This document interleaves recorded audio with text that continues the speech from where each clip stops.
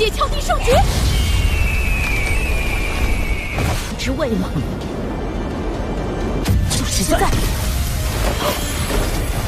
璀璨中的凋零，王金。 Сражение двух команд монстров Шрека было впечатляющим. На первый взгляд казалось, что на поле боя настоящий хаос. Однако команда Ма Сяотао все хорошо спланировала, и в итоге, благодаря навыку слияния Хуэйхао и Ван Дуна, они победили. Особенно круто смотрятся участники старшего поколения. У них такие интересные и необычные духи. Все они крайне сильны. Но стоит отдать должное, младшие ученики тоже помогли в бою. Чего только стоит, как Хуэйхао вызвал дух Ледяной Императрицы, 400 тысяч лет. Все были шокированы аурой 100-тысячелетнего зверя. Даже Лин Лучень, мастер с духом ледяного атрибута, была полностью заморожена, что было потрясающе. В первом раунде победила группа Ма Сяотао, а потом старейшина Сюань немного перемешал участников. В следующей серии стартует второй раунд. Хуэйхао и Ван Дун в этот раз оказались в команде Да Юэхэна. Так как их навык слияния был раскрыт, это значит, что его нельзя использовать снова. А также это слишком мощное умение, которое требует перезарядки. Но у Хуэйхао еще много скрытых козырей в рукаве. Интересно, победят ли они в этот раз? Судя по трейлеру, Хуэйхао успешно помог Лин Лучень прокачать ее боевой дух. Мы знаем, что у нее ледяная боевая душа элементального типа, а у Хуэйхао дух с атрибутом абсолютного льда. С помощью метода окончательного преобразования атрибутов Хуэйхао поднял ледяной элемент Лин Лучень до уровня предельного льда. Это было удивительно, но боевые качества Лин Лучень моментально возросли. Хотя улучшение длится недолго, Лин Лучень этого достаточно, чтобы показать пугающую силу в бою. Столкнувшись с ней, все противники, включая Ма Сяотао, почувствовали абсолютный холод. Лин Лучень непосредственно начала бой и превратила его в свое личное выступление. Она полностью подавила Ма Сяотао и не позволила ей проявить свою силу. Она даже заключила ее в ледяную тюрьму. Из-за усиленного льда дух огня Ма Сяотао потерпел поражение, а она сильнейшая в команде. Если победить командира,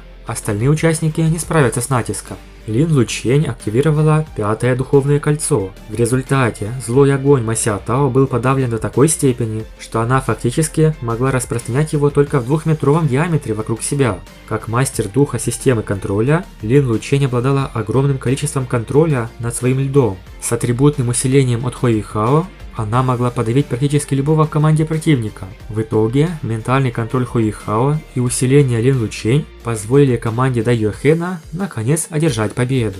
В первый раз победила команда Ма Сяотао, в которой был Хуэйхао и Ван Дун. Во втором раунде победила команда Да Юэхэна, снова с Хуэйхао и Ван Дуном на своей стороне. Это не кажется совпадением. Старейшина Сюань специально сменил в командах только их, чтобы посмотреть, как Хуэйхао и Ван Дун будут действовать в новых обстоятельствах. И в первый, и во второй раз они принесли победу своей команде. Стоит сказать, что в ходе этого товарищеского матча стало очевидно, что Да Юэхэн вполне неплохой человек, совершенно не такой, как его безумный брат Дай Хуабинь. Например, в начале, когда команда Да Юэхэна потерпела неудачу, он не рассердился и не сказал ничего плохого, а принял поражение. В этот же раз Да Юэхэн поздравил Хуэйхао и Ван Дуна и протянул руку, чтобы помочь им подняться. С улыбкой он сказал: «Добро пожаловать в резервную команду 7 монстров Шрека. Я знаю, что у вас есть несколько противоречий с моим младшим братом, но я – это не он. Нам с вами не нужно враждовать. В будущем мы все будем одной командой». Не было никаких сомнений в том, что слова Да Юэхэна были эквивалентны признанию Хуэйхао, Ван Дуна и Сяо Сяо членами предварительной команды.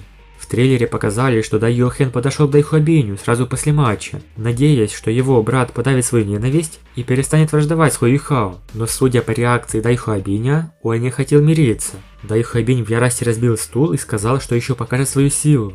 В целом, старейшина Сюань был очень доволен соревнованием. Живой бой – это лучший способ испытания. Он назначил Хуэйхао как главного мастера контроля в резервной команде, а Бэй-Бэй будет ее лидером. Лидер команды являлся головой, в то время как мастер контроля являлся мозгом команды. Также было в первой части. Капитаном был Дай Мубай, но строил стратегии именно Тансал.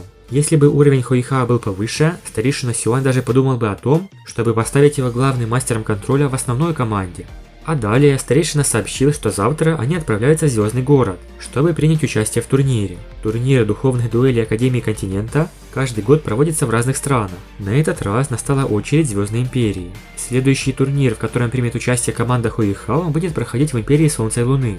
А еще команда Хуихао без колебаний присоединилась к наблюдательной группе борьбы со злыми мастерами. И кажется, что они собираются приступить к выполнению первой миссии. Впереди нас ждет много всего интересного.